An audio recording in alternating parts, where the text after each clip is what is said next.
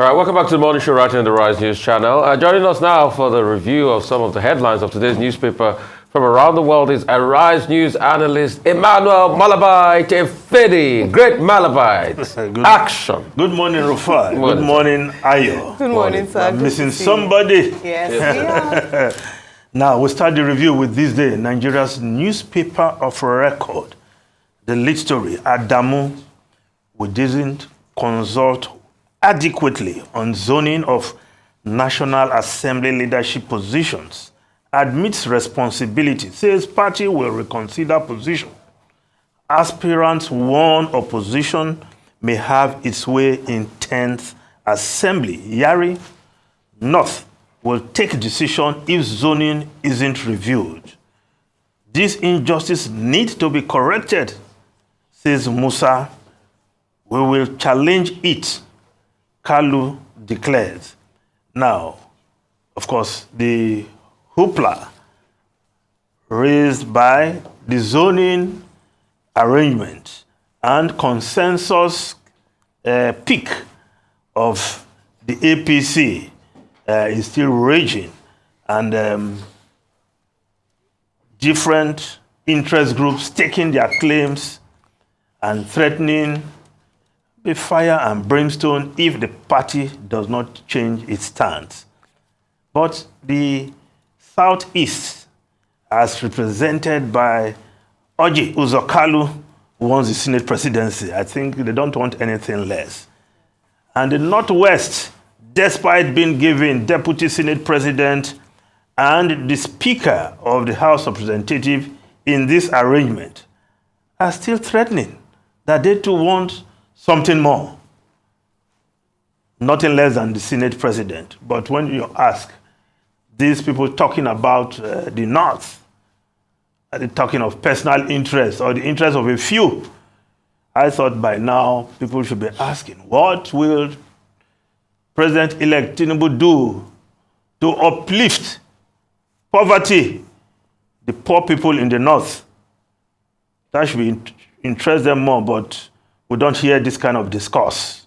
Or what will Tinubu do to reduce the number of almanjiris so that these children will be in school studying Western education as well as Islamic learning? But nobody's talking about that. They just talk about the North. And we hear this all the time. But let's look at the other story just above the lead. Tambuwal, Atiku is incoming president. Confident tribunal will restore PDP mandate. Ex-VP, I reassure you, we will recover our mandate. Court action will determine stability of democracy, says Damagum. Well, it's good to be confident, but it's part of the democratic process. You are not satisfied with the announced outcome. You go to the tribunal, in this case, the Presidential Election Petition Tribunal, and all the parties are there, making their claims. And of course, the APC, the party announced as the winner, also there to defend its position. So at the end of the day, the courts will have their say, and we know this matter will go beyond the Presidential Election Petition Tribunal all the way to the Supreme Court. And after that, we'll put a closure to the 2023 general election, especially as it concerns the presidential election. But for now, the parties are hoping, especially Labour Party and the PDP, that are contesting very seriously the outcome of the presidential election. But the other side of the story is because that statement was made at the ceremony, the send forth ceremony for and the welcome ceremony of PDP governors, outgoing governors, and the new governors who are coming in on the PDP platform.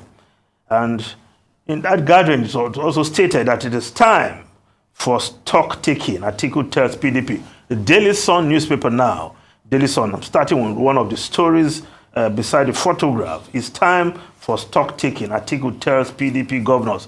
Of course, in that gathering is perhaps what the PDP should have done before now is what it's doing after the election. Well, it's good to take stock, but many expected the PDP or its presidential candidate to take some stern decision before the election. But again, they pander this way, they speak the other way, and of course, what happened? 5 governors of the party were working against the party. And the outcome, of course, we saw in the results, but the PDP is saying, no, that is not the actual result. That is why they are at the Presidential Election Petition Tribunal. Now, the Daily Sun lead story, APC admits mistake in zoning of Senate presidency.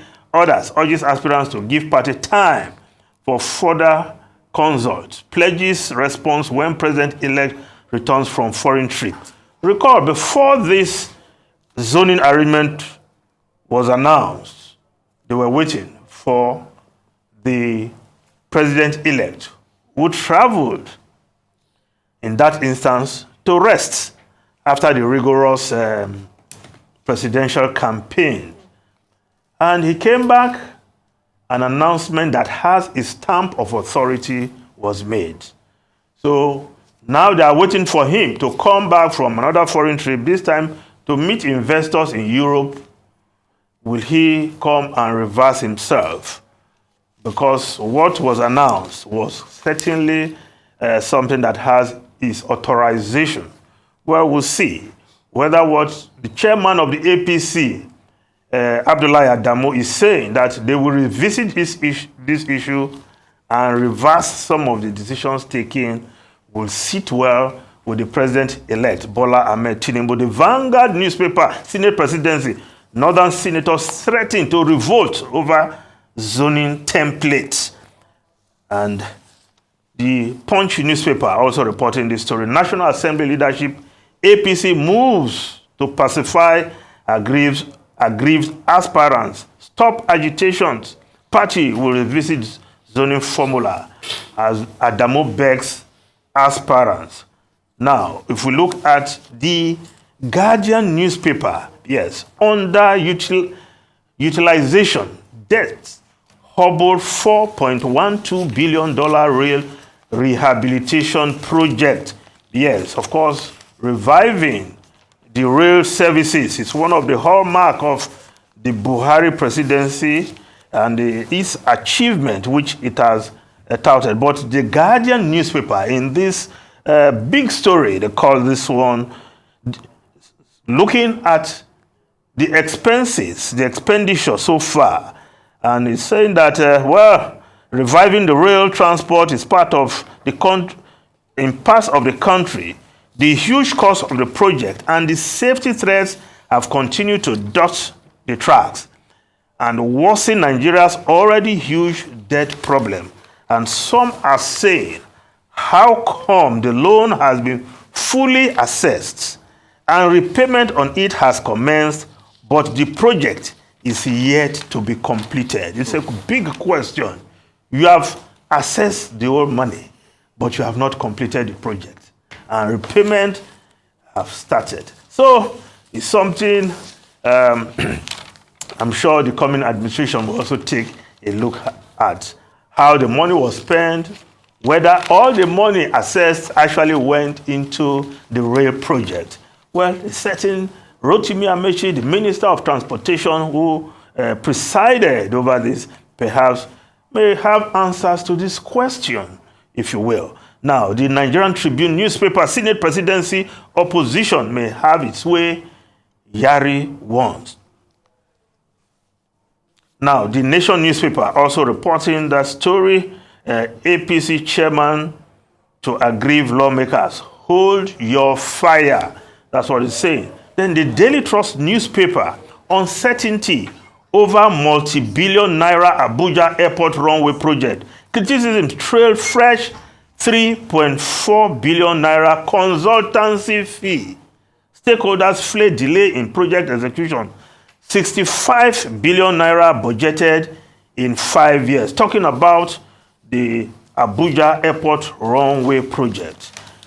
Now, the Business Day newspaper, Nollywood bets on popularity to attract investors. Yes, stakeholders in Nigerian film industry, better known as Nollywood, are optimistic that the popularity is capable of bringing in more investors if the hurdles, including, of course, infrastructure deficit, are dealt with. Now, the other story there, the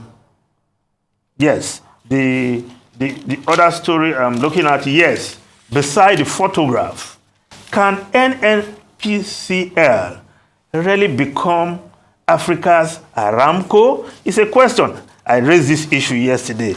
But, of course, the Business Day newspaper looking at that issue also, saying that whereas Saudi Aramco officially, the Saudi Arabian Oil Group, a Saudi Arabian public petroleum and natural gas company based in Dhahran, that has become one of the largest companies in the world, typifies the country's pride. Nigeria's NNPCL is the best representation of the country's rot and decline. That's what Business Day is reporting. And of course, looking at best practices is the NNPCL. If following the global best practices, it's a question. And the Business Day also writing here saying Saudi Aramco has been up to date with its quarterly and yearly financial reports, making transparency a benchmark for its operations. Yes, of course, Aramco pays the Saudi Arabian government billions of dollars in dividends, while NNPC structure and operations make it difficult to deliver dividends for Nigeria, bogged down with heavy subsidies, inefficient operations, and corruption. Yes, Saudi Aramco has released its first quarterly report this year that revealed a $32 billion net profit. The last time NNPC reported about its account is in 2019. Even its monthly report, the last was given in, I think, August last year. So, if you want to compare apples and oranges, when you talk of Aramco and you mention NNPC, well, it's a long way to go. We can get there if we do things right, follow global best practices in managing our oil company. Now, with the PIA, we expect NNPC to do better. That is, if the government of the day gives it the room, not when you are still subsidizing petroleum products and you cannot make 4 refineries to work. Now, the foreign newspapers, quickly, the Times of London, food prices on way back down. Supermarkets promise peak has passed. Bank governor blames grocery cost as interest rates rise. Of course, the Bank of England raised interest yesterday for the 12th consecutive time from 4.25% to 4.50%, increasing mortgage cost by hundreds of pounds for millions of people. But the Treasury held the supermarkets have told the ministers that food prices have peaked and will start falling significantly in the coming months. Perhaps that should be music to families in the UK. Now, the Guardian newspaper, yes, UK sends long-range missiles to Ukraine in first for the West. Britain has become the first Western country to provide Ukraine with long-range Storm Shadow cruise missiles, which Kiev wants to boost its chances in the much-anticipated counter-offensive. Yes, Ben Wallace, the defense secretary, said that the missile, which cost more than £2 million each, are already on their way, and some are already in Ukraine. Yes, the U.S. is supporting the move, but the U.S. itself has refused to send its own missiles because it believes such a move could escalate hostilities in the 15-month-old war. So we'll see how that will pan out. But Russia is threatening reprisal because you can imagine, as a superpower, the range of arsenal and missiles in Russia's arsenal. So for every missile that comes into Ukraine, I'm sure there's something to counter or escalate the war. And that is what the world does not want at this time. But it is what it is. That war is on. And of course, the Financial Times is reporting U.S. accuses South Africa of covertly supplying arms for Russia's war effort. Yes, the U.S. Ambassador Ruben Brigetti said America believes that South Africa, despite its non-aligned stance in the Ukraine war, is indeed supplying Russia with arms in its war effort. And the cited ships that were seen in the Simonstown Naval Base in Cape Town in December, loading weapons heading for Russia. Rufai. I mean, that's a big international dynamic. And if the Americans say that they have already cited South Africa loading weapons for Russia, it means that they're dragging South Africa into this. And most African countries, obviously, were supposed to take a non-aligned stand. But some other people also argue that there's a possibility of that happening because Russia is also having a foothold in Africa. Don't forget, South Africa is part of BRIC. Brazil, Russia, India, China, and South Africa, BRICS nation. So could that be a case? And also, South Africa and Russia has a lot of partnership, I think, with nuclear reactors and things like that go way back. Could that also be a case? But we should be very careful because this war we're looking at is fast setting the precedence for the Third World War, and it's increasingly escalating. Russia too also has a dominance and a foothold in Africa, in Sudan, for instance. Look at what is happening. Hamati's forces, the Rapid Response Forces, are said to have very strong partnership with the Wagner Group. In fact, there's a report I read that said the Wagner Group played both sides in this conflict in Sudan. As they are with Arbanan, they are also with Hamati in this crisis. So they are playing both sides. And only yesterday, if you remember, the Wagner Group has been blacklisted as a terrorist group by most Western nations, France, Britain, and the likes, and all of that. I mean, the Wagner Group, led by a guy called Eugeny Prigozhin, that used to be called Putin's chef. He actually used to run a restaurant that Putin liked to eat in his restaurant before, but from closeness to power, he looked for other things like military hardware and a military contractor. Then he got a lot of access, and the Russia state funds him heavily. So there's that other part of the international dynamic. But South Africa must be careful. I think they should, if they have not done it, they should be able to bring about a big rebuttal, because this is fast evolving as regards international dynamic. Also coming down to the local scene, I think this uncertainty about the multi-billion Naira Abuja runway project is indicative of what is happening. And there's a scam in government called the variation scam, where people set out a benchmark for a project. After some time, they come back and they variate the cost. So take, for instance, in this, if you read here, the story, it was talking about the fact that the second runway was initially estimated to go up 67 billion. It was later revised to 92 billion. That's a variation scam. Well, not every variation is a scam. Given the depreciation in value of your naira, Yes. given inflation, Yes. there can be variation.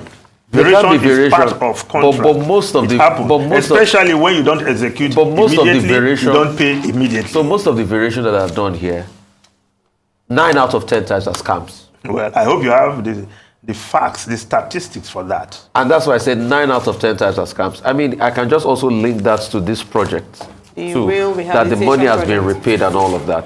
Because when you look at it, how are contracts even executed in the first place? What's the level of bidding for the contract? What's the cost of that contract in the first place? Is it the best possible cost? Most contracts in this country are overly inflated before they even come out. But in the case of the rail, the Chinese give you the loan, Yes. they help you to execute the project. Yes. So look at it. And that's why when we keep going cap in hand begging for China, China will give you a cost. But if you had your own money in your hand to do your rail, is that going to be the best possible cost? I think And there's no transfer of skill and knowledge. Yes, So when you look at it, most of the contracts, and it is variation, and maybe I'm going to do an extensive work. I'll be able to prove contract by contract basis for you. All right, okay, so we have to go, but I was going to just highlight the fact that Angola has overtaken Nigeria as top African crude oil producer.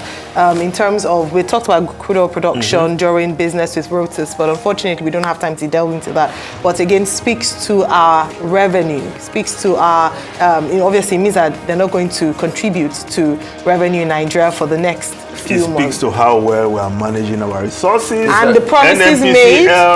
Mr. Fini, for further reading on the variation scam, read Reforming the Reformable Ngozi Okonjo-Iweala. All right, well, thank you so much, Mr. Ifeni, for your time this morning.